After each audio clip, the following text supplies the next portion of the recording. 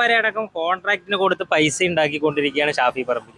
ഗവൺമെന്റിന്റെ ഫ്രീ ആയിട്ട് ഓരോ പൗരനും മൂത്രം ഒഴിക്കാൻ പറ്റുന്ന സ്ഥലമടക്കം ഗവൺമെന്റിന് കോൺട്രാക്ട് പുറത്ത് പേ ആൻഡ് യൂസ് ടോയ്ലറ്റ് വരാൻ വേണ്ടിയിട്ട് മാത്രം കളിച്ച കളിയാണ് ഷാഫിന്റെ.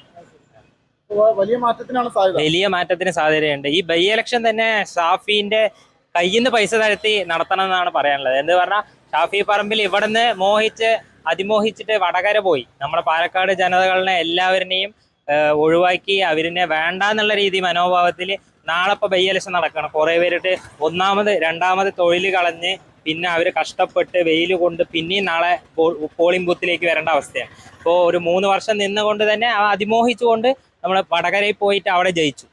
അപ്പൊ പാലക്കാടുകാരനെ വഞ്ചിക്കുകയാണ് ചെയ്തത്. ഓരോ യുവാക്കളായാലും എല്ലാവരും ഓരോരുത്തരുടെ തൊഴിൽ കളഞ്ഞിട്ടാണ് നമ്മൾ നാളെ പോളിംഗ് ബൂത്തിലേക്ക് വരാൻ പോകുന്നത്. അപ്പൊ അത് ഷാഫി ചെയ്തത് ഒരു പാലക്കാടിനോടുള്ള ഒരു ക്രൂരതയാണെന്ന് തന്നെ പറയാം.